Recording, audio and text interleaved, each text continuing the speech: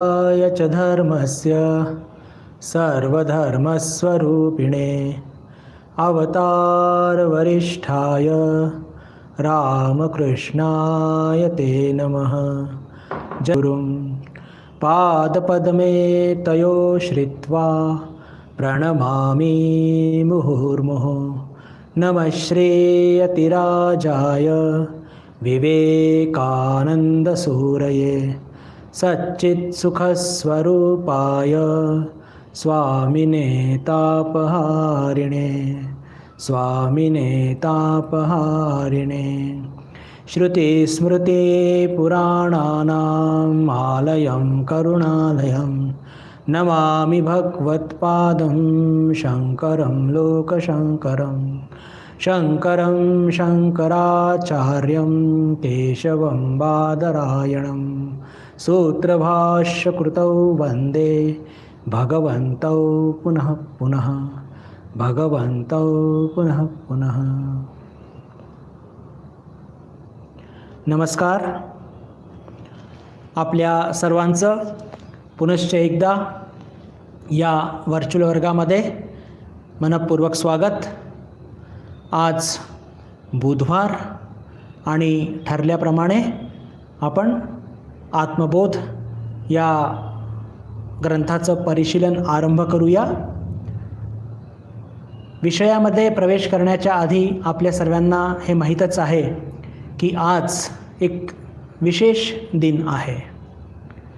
भगवान श्रीरामकृष्णांचे एक अन्यतम पार्षद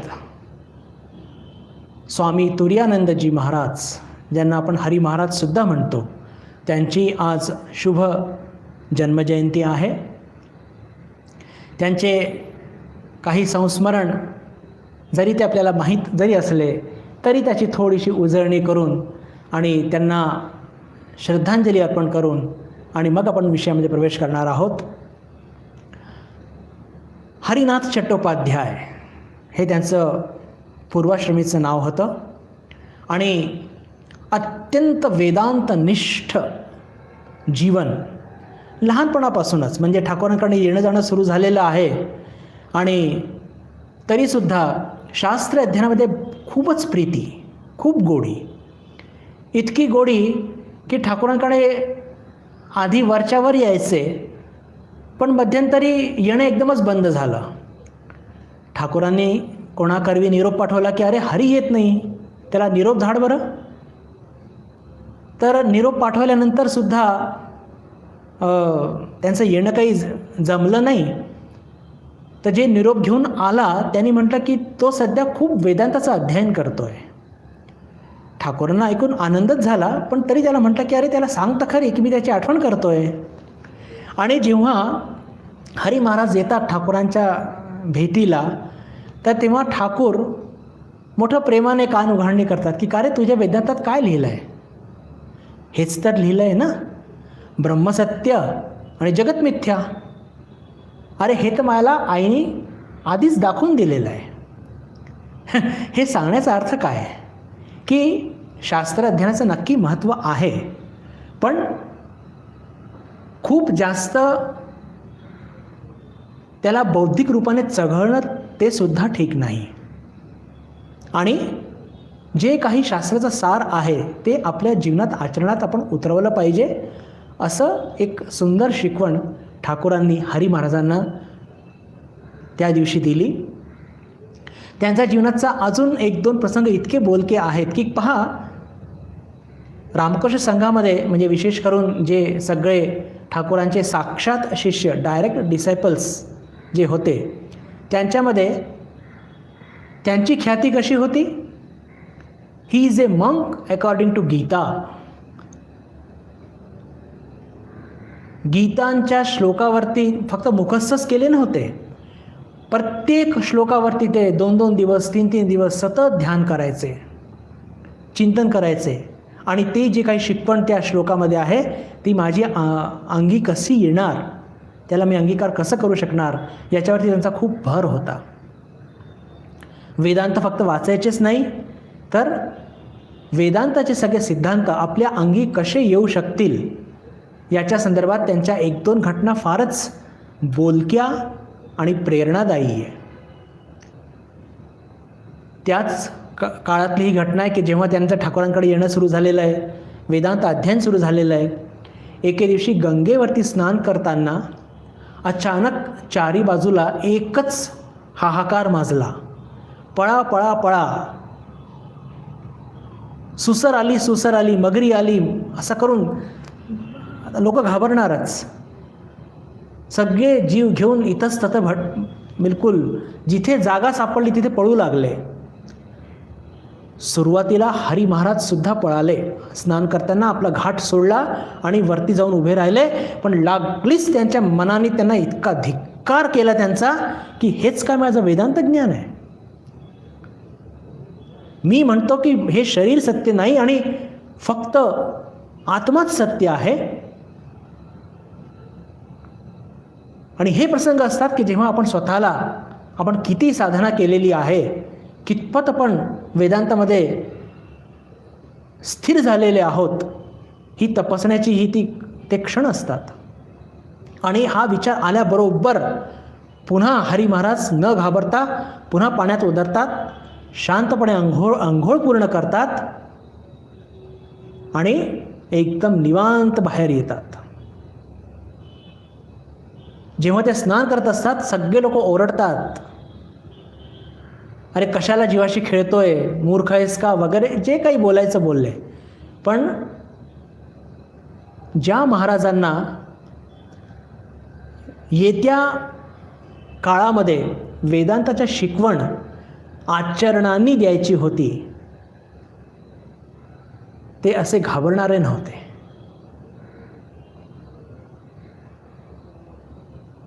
अशीच एक घटना हिमालयामध्ये सुद्धा बिलकुल घडली, एकदम बिलकुल एकसारखी. एक रात्री ते हिमालयामध्ये प्रवास करत असताना, तर तिथे रात्री ज्या गावामध्ये जशी काही व्यवस्था मिळेल ते स्वीकारण्याशिवाय पर्याय नसायचा. एका गावामध्ये एक फार तोडकी मोडकी झोपडी, ती नावाची झोपडी, चारी बाजूनी उघडी, फक्त वरती काय एक थोडं छतसारखं होतं, पण ते त्यांना मान्य होतं. रात्री झोपले आणि ऐन रात्री पुन्हा हाहाकार की सगळेजण सावध व्हा, दारं खिडक्या बंद करून घ्या, वाघ आलाय वाघ आलाय. आता यांच्याकडे भिंतच नाही तर कसलं दार आणि कसल्या खिडक्या. लगबगीने त्यांनी जवळपास असलेले काही विटा गोळा केल्या. तोडक्या मोडक्या ती भिंत जी होती त्यातच विटा तिथे पडलेल्या होत्या, त्या विटा रचल्या या उद्दिष्टाने की त्या विटांच्या मागे मी लपून जाईन. विटा रचल्या सुद्धा बरं, पण रचल्याबरोबर पुन्हा मनामध्ये तीच एक उफाळी आली, अरे हाच काय माझा वेदांत आहे.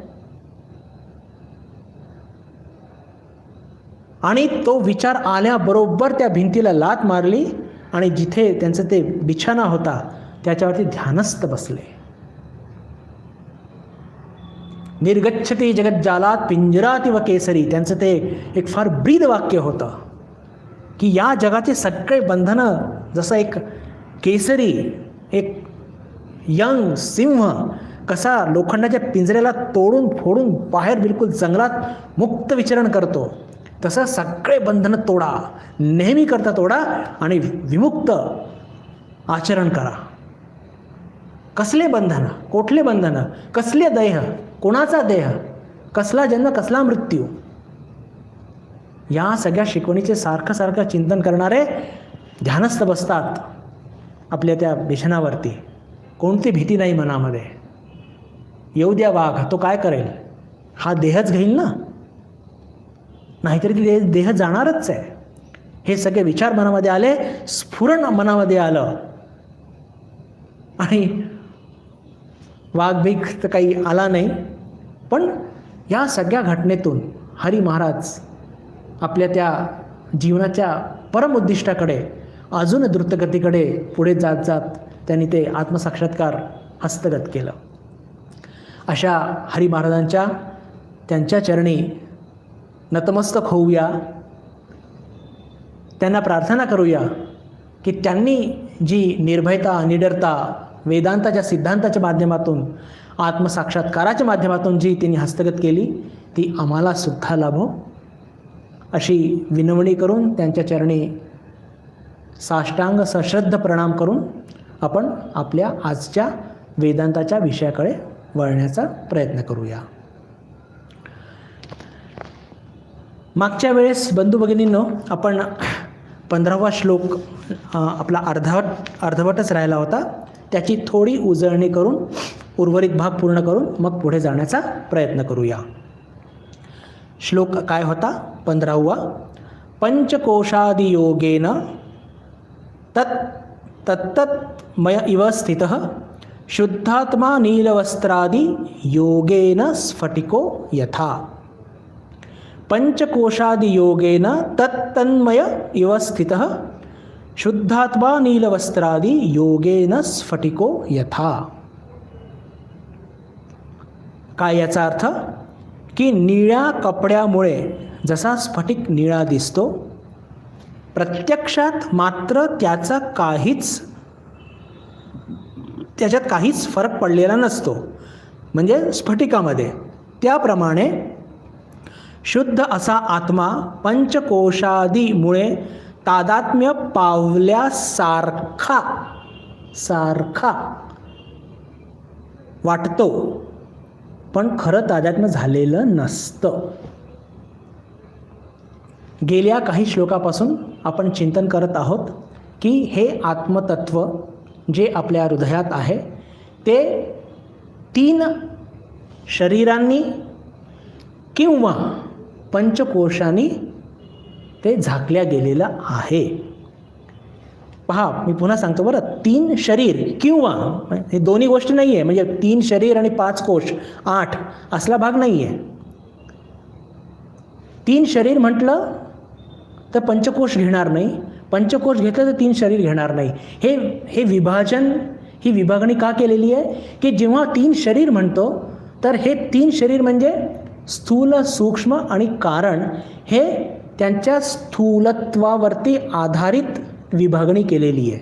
स्थूल शरीर हे स्थूलतम असतं, सूक्ष्म शरीर हे स्थूलपेक्षा सूक्ष्म असतं आणि कारण शरीर हे अत्यंत सूक्ष्म असतं. म्हणजे स्थूलतेवर आधारित ही विभागणी आहे. कोणाला हे जर नाही घ्यायचं असेल तर पंचकोश घेऊ शकतो. पंचकोशाची विभागणी कशाच्या आधारावरती केलेली आहे? तर त्यांचे फंक्शन्स, त्यांच्या कार्यावरती. कोणते कोणते कार्य? तर अन्नमय कोश, प्राणमय कोश, मनोमय कोश, विज्ञानमय कोश आणि आनंदमय कोश. यांच्या हे जे फंक्शन्स, हे जे कार्य करत असतात, याची उपाधी आत्मतत्वावरती, म्हणजे यांचे कार्य आत्मतत्वावरती आरोपित होतात आणि आपल्याला काय वाटतं? आत्मतत्वच जणू काही शरीर म्हणून काम करत आहे. याचं अजून थोडं सविस्तर चर्चा करूया की पहा, जेव्हा आपण मागच्या चर्चा केली होती की जेव्हा आपण चालतो, बोलतो, खातो, पितो, जन्ममृत्यू होतो शरीराचा, जायते, म्रियते, अपक्षीयते, या सगळ्या कुठे घडत असतात? अन्नमय कोशामध्ये. पण अन्नमय कोशाचे हे सगळे कार्य आत्मतत्वामध्ये आरोपित होत असतात. तर आपल्याला काय वाटतं? आत्माचा जन्म होतो, आत्माचा मृत्यू होतो, आत्म्याला भूक लागते. नाही, हे जे अन्नमय कोशाचे कार्य हे आत्मतत्वावरती, ज्याला म्हणतं की फॉल्सली, खोटे आरोपित होत असतात. आत्मतत्व तसा निष्क्रिय असतो. तसंच प्राणमय कोशचं काय कार्य असतं? त्याचे काय फंक्शन्स असतात? श्वास घेतो, अन्न पचवतो, रक्त इकडे तिकडे पसरवतो शरीरामध्ये. तर आपल्याला काय वाटतं? हे सगळं आत्मा करतंय का? कारण की हे जे सगळे फंक्शन्स, त्यांचे कार्य हे खोटेपणाने आत्मावरती आरोपित करत असतो. तर आपल्याला वाटतं की आत्माच अन्न पचवतोय का? आत्माच श्वास घेतोय का? नव्हे, हे प्राणमय कोशाचे फंक्शन आहे, फक्त खोटे आरोपित केले गेलेले आहे आत्मतत्वावरती. नंतर मनोमय कोश, राग, द्वेष, हे सगळे जे मनाचे फंक्शन्स आहेत हे सगळे घडत असतात मनोमय कोशामध्ये, पण खोटे आरोपित होत असतात आत्मतत्वावरती. तर आपल्याला वाटतं की आत्म्यामध्येच रागद्वेष आहे का, काम क्रोध वगैरे आहे का? नव्हे, हे तर मनोमय कोशाचे दोष आहेत, त्याचे कार्य आहेत, खोटेपणाने आरोपित झालेले. आत्मा नित्य शुद्ध बुद्ध मुक्त आहे, त्याच्यामध्ये कोणताही प्रभाव पडत नसतो. त्याच्यानंतर विज्ञानमय कोश म्हणजेच काय? निर्णय घेतो, विचार करतो. ह्या सगळ्या ज्या गोष्टी घडत असतात, ह्या सगळ्या गोष्टी विज्ञानमय कोशामध्ये घडत असतात. पण खोटे आरोप कशावरती होत असतात? हे उपाधी म्हणून आत्मतत्वावरती होत असतात. म्हणून आपल्याला वाटतं आत्मतत्व विचार करतो, आत्मतत्व काही निर्णय घेतो. नव्हे, शेवटचं आनंदमय कोश. विषयांना घेऊन आपण आनंद करत असतो, त्याचं प्रकटीकरण त्या आनंदमय कोशमध्ये होत असतं आणि खोटं आरोपित आत्मतत्वावरती करत असतं. म्हणून आपल्याला वाटतं की मला काहीतरी माझ्या आवडते पदार्थ मिळालं आणि मी आनंदी झालो, तर माझा आत्मा आनंदी झाला. नाही, आत्मा हा नेहमीच स्वरूपतः आनंदी आहे. त्याला तुम्ही आवडती वस्तू द्या की आवडती वस्तू घेऊन घ्या, त्याचा आनंद कधी कमी होत नसतं. हे जे सुख दुःख असतं किंवा हे आनंद किंवा निरानंद, हे आनंदमय कोशाचं कार्य आहे, ते आत्मतत्वावरती थोपवलं गेलेलं आहे. तर हे पंचकोश जे आहेत बंधू भगिनींनो, हे कसे आहेत?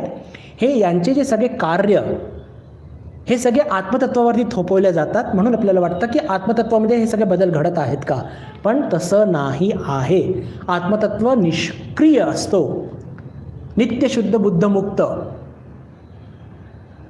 त्याच्यामध्ये कोणताही परिणाम घडत नसतो.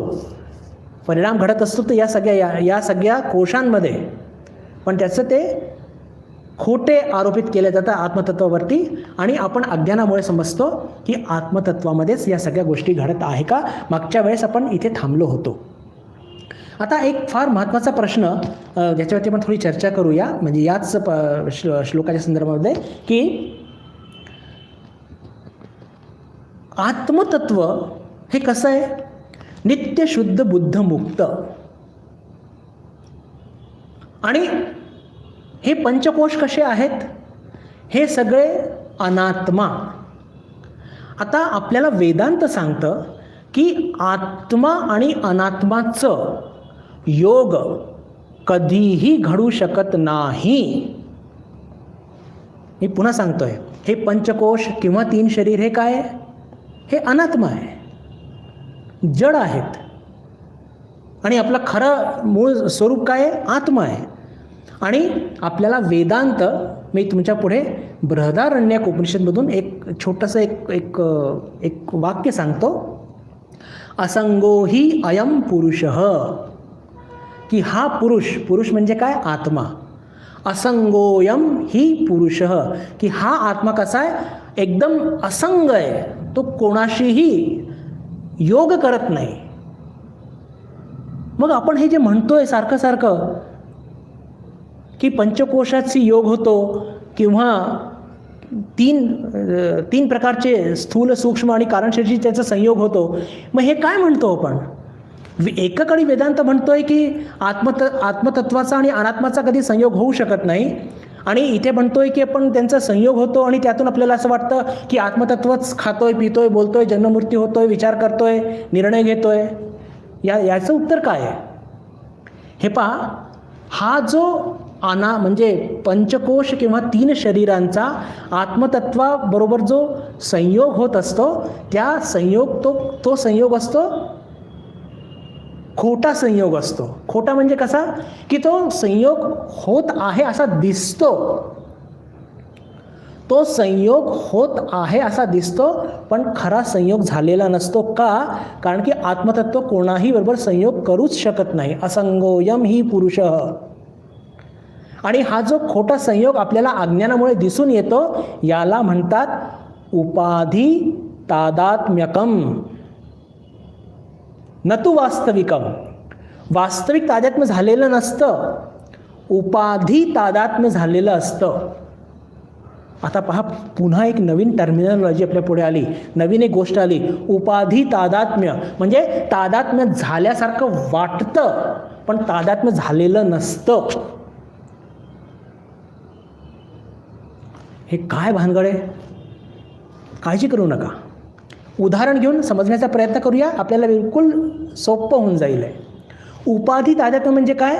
तादात्म्य झाल्यासारखं वाटतं पण तादात्म्य झालेलं नसतं. आपण सर्वजण सिनेमा नाटक बघायला जातो, आलं लक्षात? आणि आपण किती तादात्म्य होऊन जातो त्या हिरोशी आणि हिरोईनशी. जेव्हा तो हिरो त्या विलेनला मारतो तेव्हा किती आपल्याला उकळ्या फुटतात आनंदाच्या.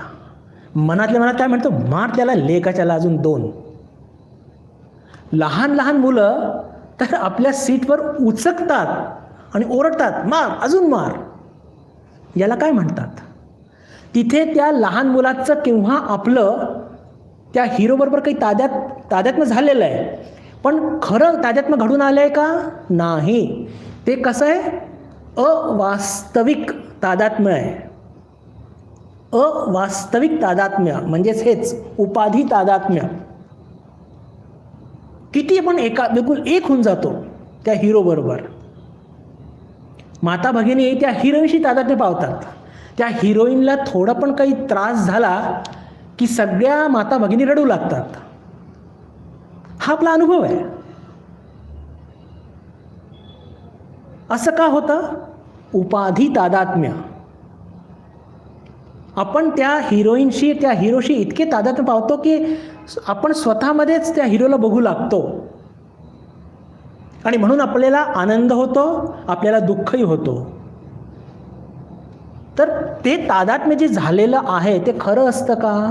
नाही. 3 तासानंतर आपण सगळं विसरतो, बाहेर येतो आणि हसू पण लागतो की अरे कशाला आपण ते असं उचकत होतो. माता बहिणी म्हणतात आपण कशाला रडत होतो. हे तर सगळं सिनेमाच होता. पण त्या क्षणी आपला जो तादात्म्य झालेला असतो त्याला म्हणतात अवास्तविक किंवा उपाधी तादात्म्य. ईश्वरचंद्र विद्यासागरांच्या जीवनामध्ये एक असा प्रसंग घडलेला आहे की ते एक काहीतरी नाटक बघायला गेले होते आणि त्या नाटकामध्ये जे कोणी विलेन होता त्याने इतका चांगला तो एक विलेनचा रोल केला होता की ते इतके चिडले होते. विद्यासागरसारखे एक संयमी पुरुष आपल्या पायातल्या दोन्ही चपला काढतात आणि फेकून मारतात. याचा उल्लेख रामकृष्ण विवेकानंदाच्या साहित्यामध्ये आहे कुठेतरी. तर तो विलेन ते नाटक सोडून ते दोन्ही चपला आपल्या डोक्यावर ठेवतो आणि म्हणतो की आजपर्यंतचा मला मिळालेला हा सर्वोत्कृष्ट पुरस्कार आहे. तर आता ते नाटकच होतं. ईश्वरचंद्र विद्यासागरांना इतकं संतापायचं काही कारण नव्हतं. का संतापले? अवास्तविक तादात्म्य, उपाधी तादात्म्य. म्हणजे वास्तविक तादात्म्य तिथे घडून येत नाही, पण एक आभासात्मक अवास्तविक तादात्म्य घडून येत असतं. बिलकुल एक्झॅक्टली याप्रमाणे हे 3 शरीर किंवा 5 कोश यांचं तादात्म्य आत्मतत्वाबरोबर एक्झॅक्टली हे उपाधी तादात्म्य असतं.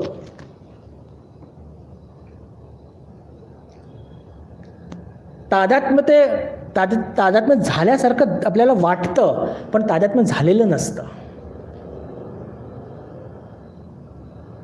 सिनेमा बघताना, नाटक बघताना हा आपला सर्वांचा अनुभव आहे. तर तिथे वास्तविक आपण झालेलो असतो का विलेन किंवा तो हिरो? नाही, पण आपण तादात्म्य पावलेलं असतो त्यांच्याशी आणि म्हणून आपण हसतो, रडतो, आनंद करतो. तर आत्मतत्वाचं आणि पंचकोशाचं किंवा 3 शरीरांचं जे तादात्म्य आत्मतत्वावरती बरोबर असतं ते काय असतं? उपाधी तादात्म्य. म्हणजे अवास्तविक तादात्म्य. म्हणजे तादात्म्य झाल्यासारखं वाटतं पण ते नेमकं तादात्म्य नसतं, ते तात्पुरतं असतं, खोटं असतं. पण त्या खोट्या तादात्म्यामध्ये सुद्धा आपले कार्यांचं खोटं आरोपण ते पंचकोश त्या आत्मतत्वावरती करतात. मात्र ते आपल्याला बिलकुल दिसून येतं. आणि ते आरोपण कसं असतं, ते थोपणं कसं असतं, ते मिथ्या असतं. आणि जरी ते खोटे आरोपण असले तरी सुद्धा आत्मतत्वाला माहिती असतं की ते आत्मतत्व कसं आहे, एकदम शुद्ध. आरोपी हे लोक आरोप करत असतात पंचकोश, पण आत्मतत्व त्याला स्वतःला माहिती असतं की हे आरोप येऊ देत, पण मी तर नित्य शुद्ध बुद्धमुक्त आहे. कशासारखं, नाटकामध्ये तो एक धनाढ्य मनुष्य जो गरिबाचा रोल करतो, पण त्याला माहिती असतं की मी गरिबाचा रोल करतोय, मला माहिती आहे मी धनाढ्य आहे. तर तसंच हे आरोप खोटे येऊ द्या, पण मी नित्य शुद्ध बुद्धमुक्त आहे हे मला माहिती आहे. कशाप्रमाणे, इथे उदाहरण देतात, शुद्धात्मा नीलवस्त्रादि योगेन स्फटिको यथा. स्फटिकचं उदाहरण आपण अनेकदा चर्चा केलेली आहे की त्या स्फटिक मणीच्या जवळ, समजा इथे उदाहरण घेतलेलं आहे, निळ्या रंगाचं वस्त्र ठेवलं तर आपल्याला तो स्फटिक कसा दिसतो, निळ्या रंगाचा. आणि हे जे आरोपण झालेलं असतं हे कसं असतं, हे मिथ्या, उपाधी तादात्म्य, तात्पुरतं, अवास्तविक. निळा कपडा काढा, स्फटिक जसा होता शुद्ध आणि पारदर्शी पुन्हा तसंच दिसणार. लाल फूल ठेवा, स्फटिक लाल दिसेल, पण स्फटिक खरा लाल झालेला असतो का, नाही. तसंच आत्मतत्वावरती तुम्ही कितीही मिथ्या आरोप करा, त्याच्यामध्ये कोणताही त्याच्या स्वरूपामध्ये बदल कधीही घडत नसतो. जे दिसतं ते कसं जे काही बदल दिसतो आपल्याला ते तात्पुरतं असतं आणि आपल्या अज्ञानामुळे आपल्याला ते दिसत असतं. पण जेव्हा आपल्याला आत्मतत्व प्राप्त होईल, म्हणजे अनुभवात येईल, तेव्हा हे 3 शरीर आणि आत्मा वेगळा हे आपल्याला ध्यानात येईल.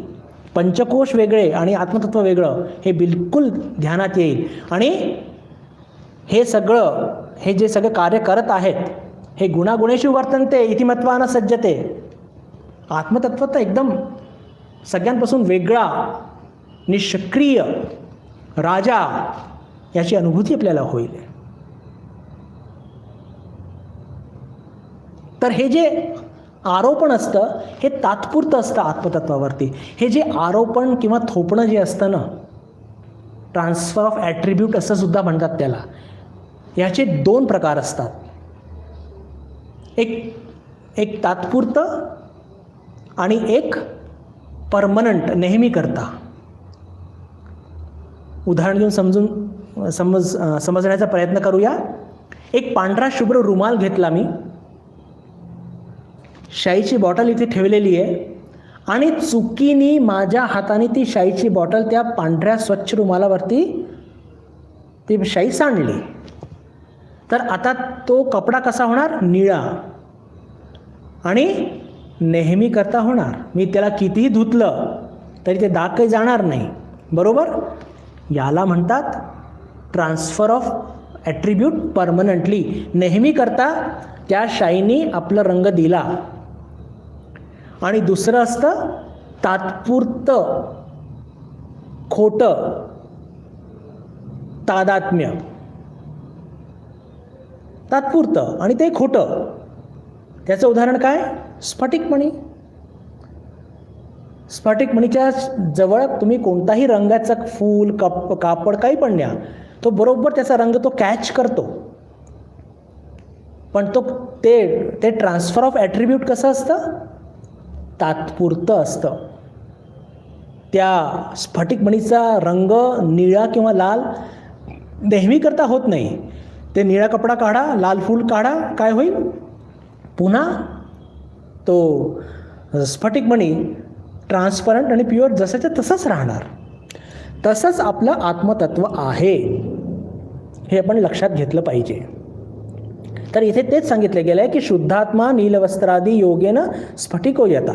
म्हणजे त्याच्यामध्ये कोणताही परमनंट बदल किंवा परमनंट आरोप असं होत नाही. त्याचं जे नित्य शुद्ध बुद्धमुक्त स्वरूप आहे ते तसंच राहतं. सर्वव्यापी, सर्वज्ञ, सर्वशक्तिमान. मी हे मुद्दाम सारखं रिपीट का करत असतो? हे आपल्या मनावरती बिंबलं पाहिजे. हे आत्म्याचं स्वरूप आहे आणि हे कधी बदलत नसतं.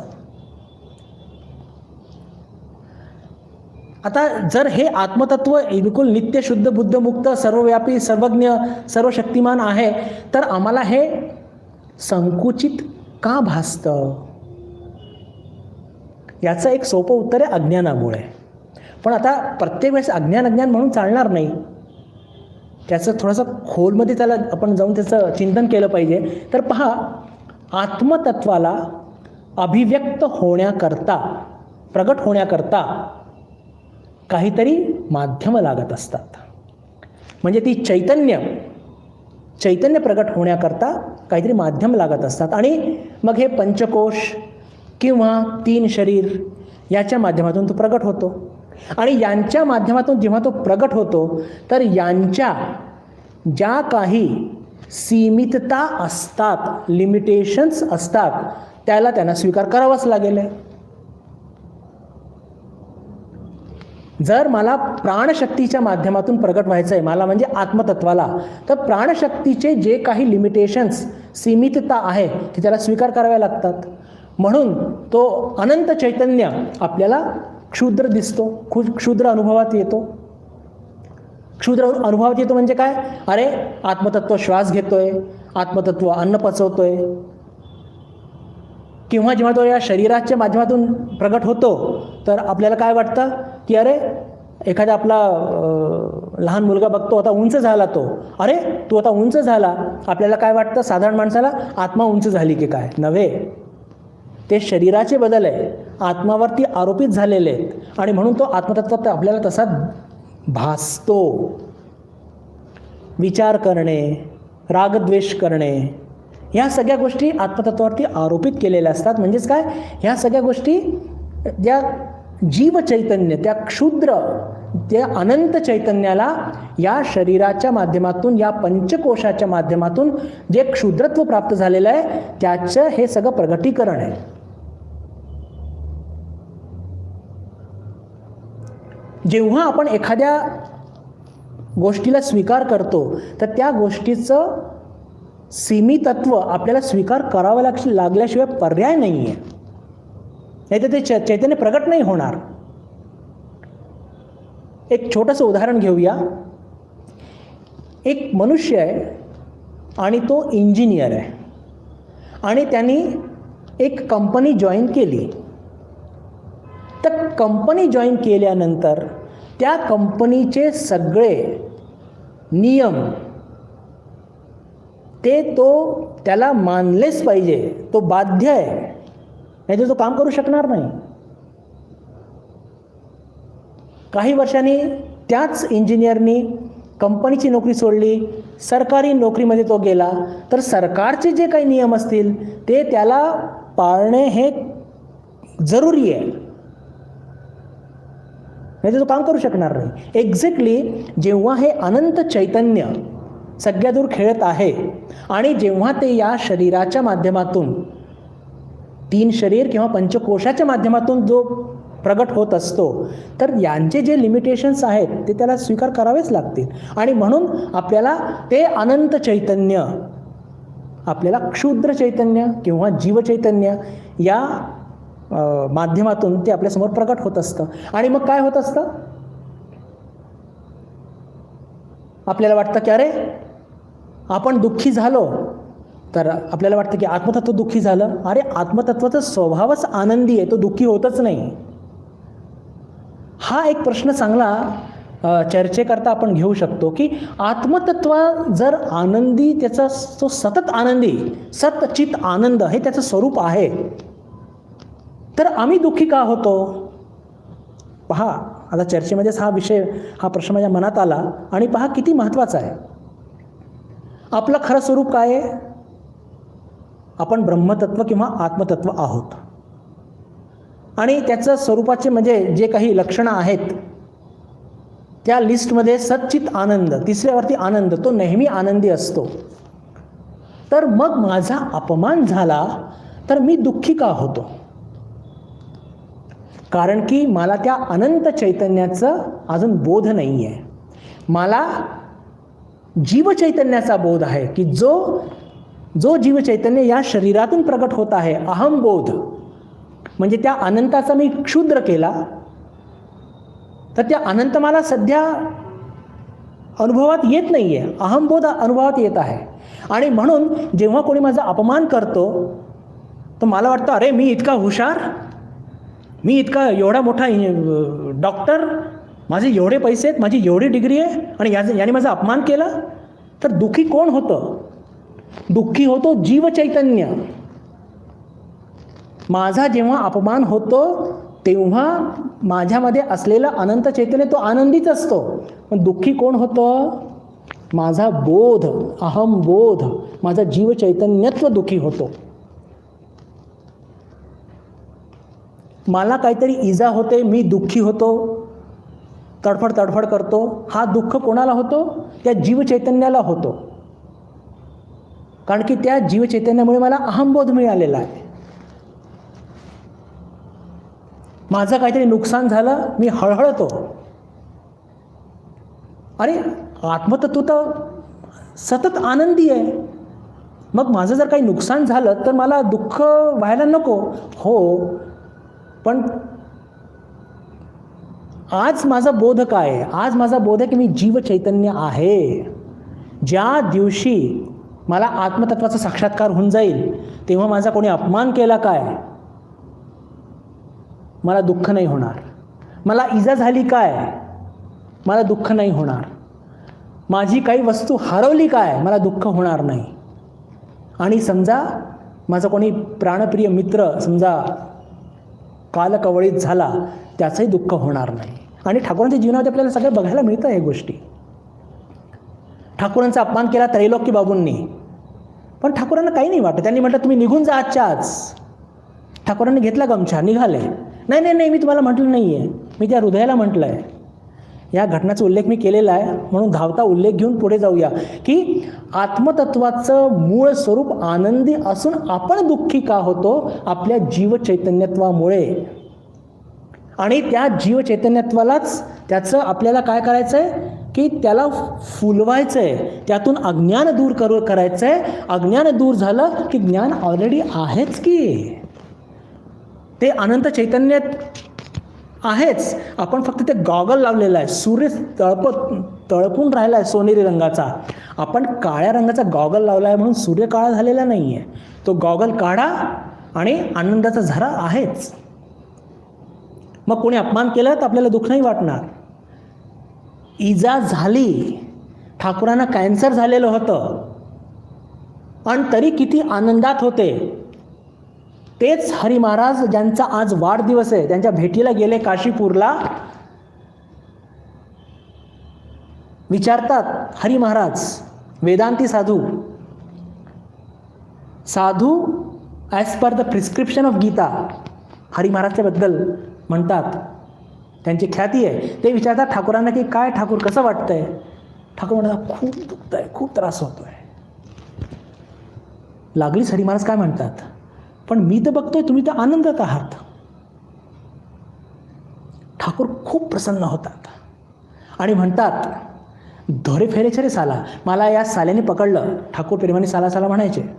या साल्याने मला पकडलं. ठाकूरांना आनंद का होतो की त्याची इतकी उन्नती झालेली आहे आध्यात्मिक की माझ्यामध्ये असलेलं जे अनंत चैतन्य आहे त्याचा बोध, त्याचा अनुभव त्याला होतोय. म्हणजे त्याची प्रगती किती झालेली आहे. इजा झाली तरी आपल्याला ते इजाचं दुःख म्हणजे ते दुखणार नाही. आज दुखतं मात्र, थोडंसं सुई पण लागली तर लागलीच तणफण करतो आपण. काही नुकसान झालं तरी खूप दुःख होतो आपल्याला. का? कारण की जी वस्तू त्याच्याशी आपलं काय झालं असतं, आसक्ती असते. आसक्ती का असते? जीवचैतन्यामुळे. आणि कोणी आपलं प्राणप्रिय मित्र गेला समजा, ठाकूरांचा सुद्धा अक्षय खूप प्रेम होतं, पण ठाकूर कसे हसले होते, अट्टाहास करून हसले होते आणि म्हणाले की आईने मला दाखवलं की म्यान खालती पडली पण तलवार तशीच आहे. काय बोललेत म्हणजे काय? आत्मतत्व तसंच आहे, फक्त बाहेरचे खोळ निघून गेलेली. पण ह्याच सगळ्या गोष्टींना आपण आपल्या जीवनामध्ये त्या अनंत शक्तीला, त्या पंचकोशांच्या माध्यमातून ते प्रगट होतं आहे आपल्या अज्ञानामुळे, म्हणून आपण त्रास भोगत असतो. अनंत आनंदाचे अधिकारी असून सुद्धा हा मोठा दुःखाचा विषय आहे. आणि हे सगळे आत्मसाक्षात्कारी महापुरुष याच जगामध्ये आनंद लुटून राहिलेत, आनंद लुटून राहिलेत. म्हणून ठाकूर म्हणायचे की आत्मसाक्षात्काराच्या आधी ही ही ही ही दुनिया, हे जग, ही धोक्याची जागा आहे. पण तेच आत्मसाक्षात्कार झाल्यानंतर आनंद की कुटी आहे, असं ते म्हणायचे. असो तर आत्मतत्वाचं एक स्वरूप, त्याचं एक ॲट्रिब्यूट आनंद असून सुद्धा आपण म्हणजे त्या आनंदाचे अधिकारी असून सुद्धा दुःख का भोगतो?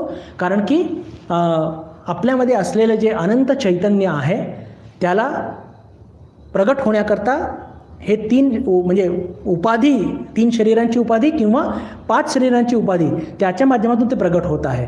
पण जेव्हा आपल्याला हे लक्षात येईल की हे पंचकोश किंवा 3 शरीर हे आत्मतत्वापासून पूर्ण वेगळे आहेत, तेव्हा आपण सुद्धा या जगाचं भरपूर आनंद घेऊ शकू. सध्या आपण या जगाचा बोध घेत आहोत अहमबोधातून, जीवचैतन्यत्वातून. पण त्याच्या प्रकटीकरणाकरता हे आत्मतत्व वेगळं आहे आणि हे पंचकोश किंवा 3 शरीर वेगळे आहेत याचा बोध झाला म्हणजे त्या अहमबोधमध्ये इतकं एक परिवर्तन घडून आणायचं आहे की त्या बोधातूनच आत्मतत्वाचा बोध आपल्याला प्राप्त होईल. सध्या आपल्याला या सगळ्यांचा बोध त्या पंचकोशांच्या माध्यमातून तो बोध आपण घेत आहोत ना, म्हणून तो प्रॉब्लेम आहे. पण ते पंचकोश वेगळे आणि आत्मतत्व वेगळं, याचा बोध आपल्या अहमबोधाच्या परिवर्तनाने जर घडून आला तर आपण सुद्धा या जगाचं भरपूर आनंद घेऊ शकू, जसं ठाकूरांनी घेतलं होतं.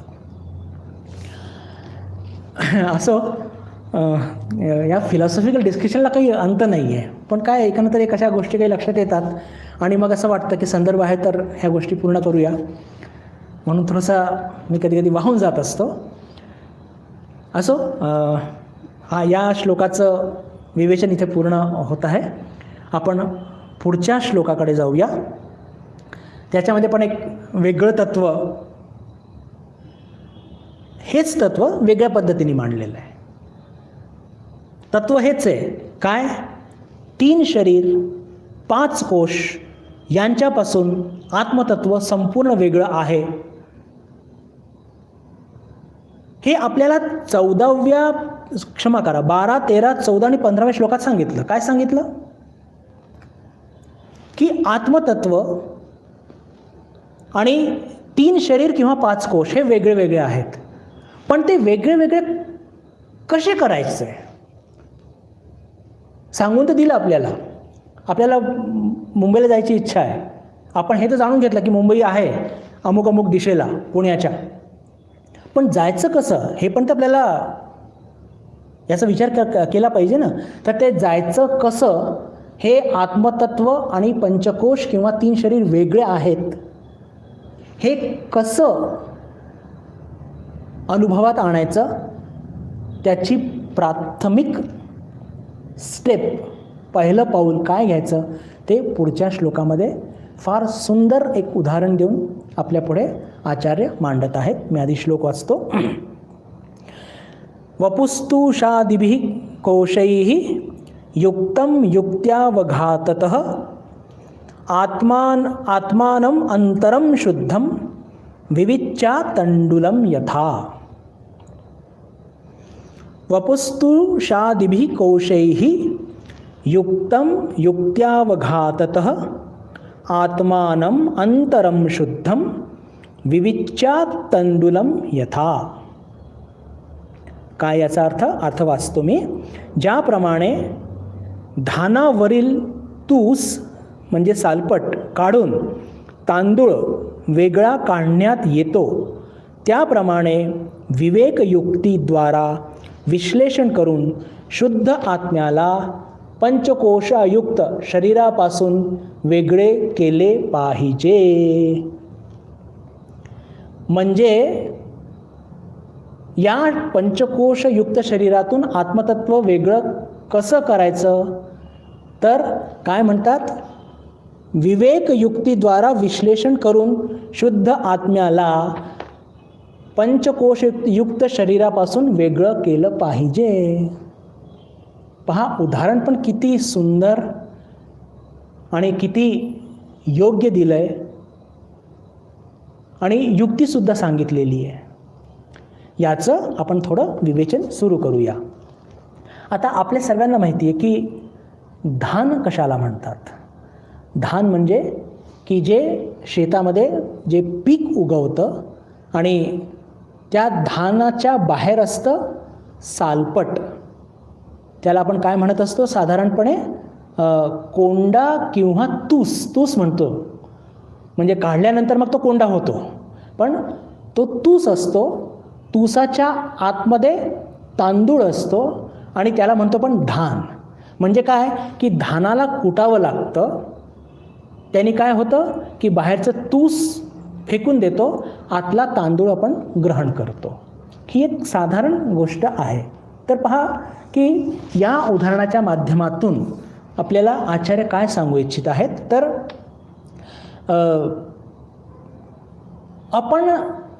आपल्याला कोणी धान दिलं समजा, तर त्या धानाला आपण फेकून देतो का, काही उपयोगाचं नाही म्हणून नव्हे.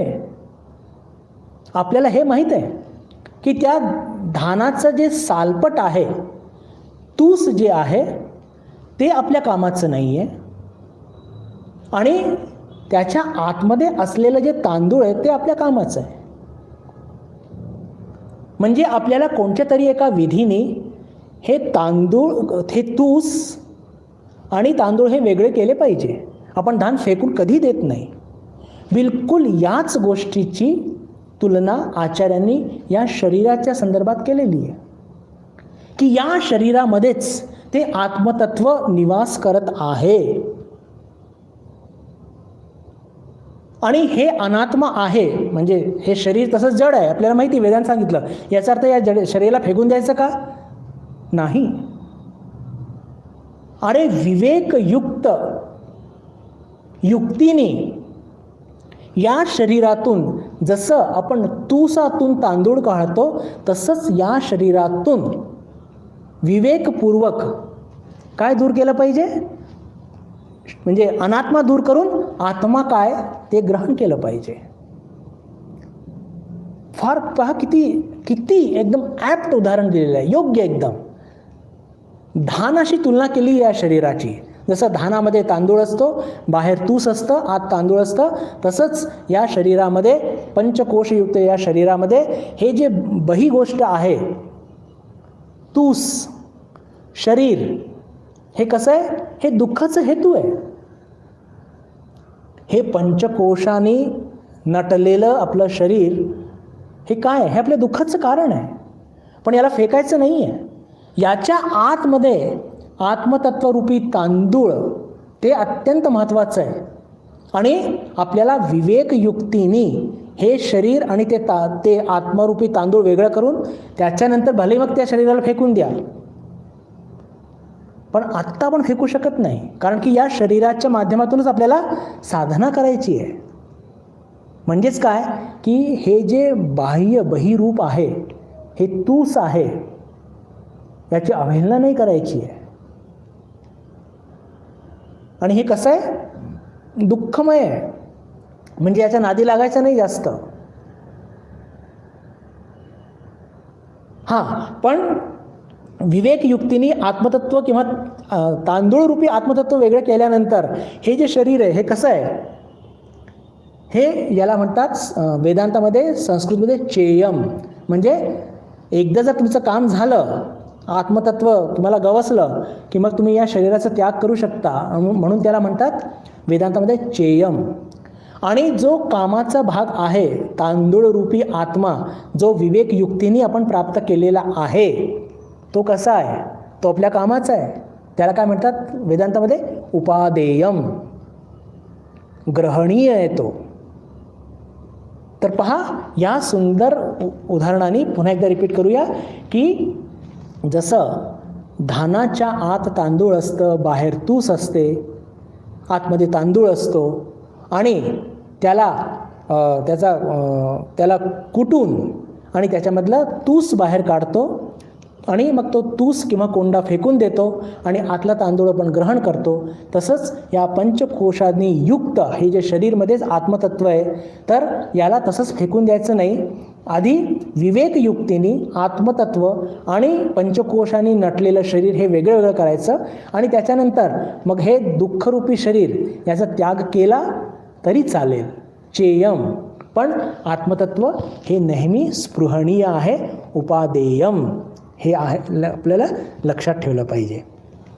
अजून थोडंसं याच्या आतमध्ये जाण्याचा प्रयत्न करूया की आता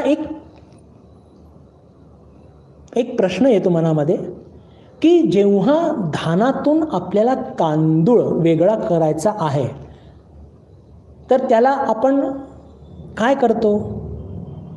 कांडणं त्याला असं म्हणतात, किंवा कुटणे.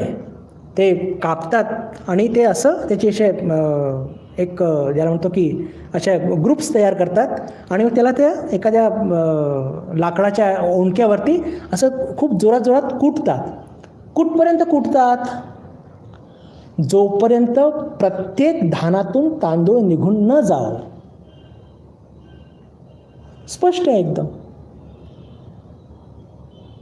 जोपर्यंत प्रत्येक त्या धानाच्या त्या एकेका धानामधून तांदूळ बाहेर पडत नाही आणि तो बाहेरचा हस्क, बाहेरचं ते तूस वेगळा होत नाही, तोपर्यंत ते शेतकरी कुटत असतात अशी त्याची जोडी तयार करून. बघितलं असेल आपल्या लोकांनी.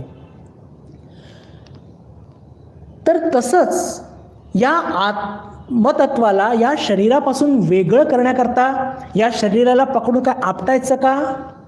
नव्हे. त्याला काय म्हटलं आचार्यांनी? विवेकयुक्तीद्वारा.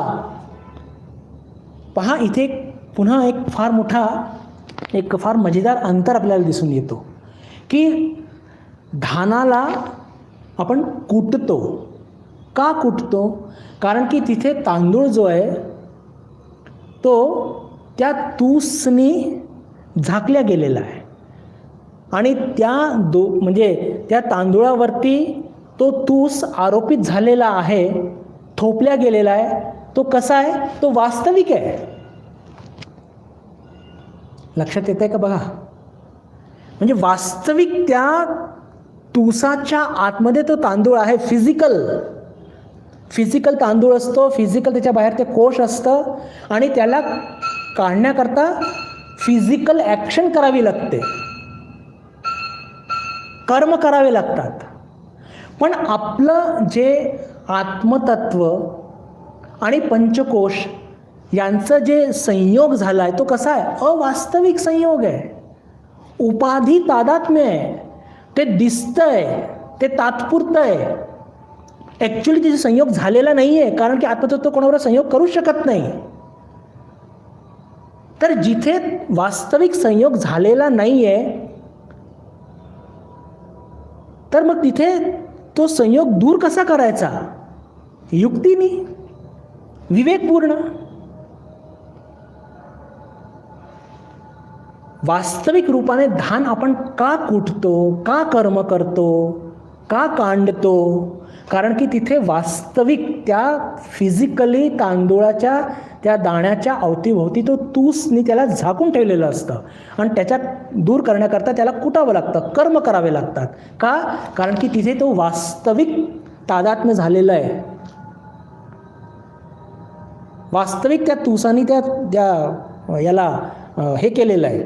पण आपलं जे तादात्म्य झालेलं आहे आत्मतत्वाबरोबर, ते कसं झालेलं आहे? ते अवास्तविक आहे, ते खोटं आहे, ते तात्पुरतं आहे, ते तादात्म्य झाल्यासारखं दिसतंय पण तादात्म्य नाही आहे. आणि अशा जे अवास्तविक तादात्म्याला, उपाधी तादात्म्याला दूर करण्याकरता काय करावं लागतं? विवेकयुक्त, इथे पण शब्द वापरलेला आहे, युक्ती अवघाततः, युक्ती रूप जे आहे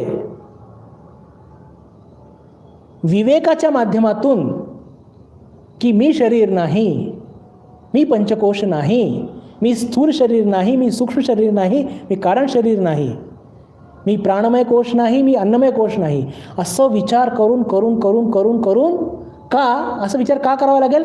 कारण की ते आत्मतत्व त्यांच्या माध्यमातून ते प्रकट होत आहे ना. वेगळं जरी आहे पण त्यांच्या माध्यमातून ते प्रकट होत असल्याने त्याला ते विवेकयुक्तीने, विश्लेषणात्मक युक्तीने त्या आत्मतत्वाला दूर करावं लागेल. आणि म्हणून इथे आचार्यांनी काय शब्द वापरलाय? युक्ती अवघाततः. बिलकुल याच संदर्भामध्ये एक फार सुंदर उदाहरण कठोपनिषदमध्ये दिलं आहे. मुंज गवत असते. अनेक ते आधी जेव्हा खूप यज्ञयाग व्हायचे तेव्हा त्या गवतीचा खूप उपयोग व्हायचा. आणि त्याच्यामध्ये काय असायचं की जसे आपली दुर्वा असतात, दुर्वामध्ये 2 भाग असतात आणि मध्ये एक भाग असतो. याच्यामध्ये थोडं अजून जास्त असतात. आणि कधीकधी त्याचा त्या जे गवत असते त्याच्या मधला जो भाग असतो तो अत्यंत महीन असतो, खूप बारीक आणि अत्यंत नाजूक असतो. त्याची कधी आवश्यकता पडते त्या यज्ञांमध्ये. तर मग काय करतात ते पुरोहित लोक? खूप सावधानीने त्याच्या अवतीभोवतीची जे कोश असतात ते काढतात आणि बरोबर तो नाजूकसा भाग त्या मुंज गवताचा ते बाहेर काढतात आणि त्याचा उपयोग करतात.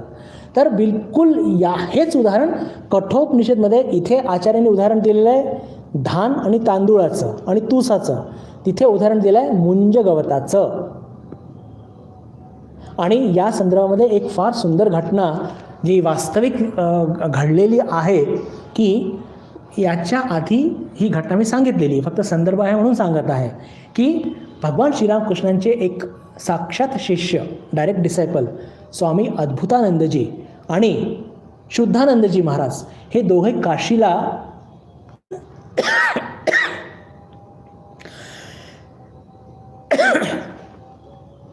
क्षमा करा, काशीला तीर्थयात्रेला जातात.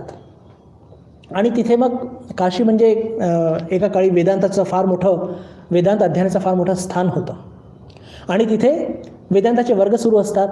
एक पंडित कठोपनिषदवरती बोलत असतात आणि नेमका ज्या दिवशी शुद्धानंदजी महाराज आणि अद्भुतानंदजी महाराज ते वर्ग अटेंड करायला जातात आणि ते पंडितजी मोठं सुंदर त्याचं विवेचन करत असतात की आत्मतत्व कसं आपल्यामध्ये स्थित आहे. आणि जसं ते मुंज गवताचं ते मधलं भाग आपण दूर करतो तसंच म्हणजे बाकीचे जे आवरणं आहेत म्हणजे हे पंचकोश हे दूर केल्याने, दूर कसं करायचं? विवेकयुक्त विश्लेषणाने दूर केल्याने ते आत्मतत्व गवस त्याची अनुभूती सर्वांना होऊ शकते असं ते सुंदर विवेचन करतात. आणि ते ऐकल्याबरोबर अद्भुतानंदजी ज्यांचं लौकिक शिक्षण काहीही झालेलं नाही, कोणतेही शास्त्र वाचलेलं नाही, ते ऐकल्याबरोबर त्यांना इतका आनंद होतो ते लागलीच ते कुजबुजू लागतात.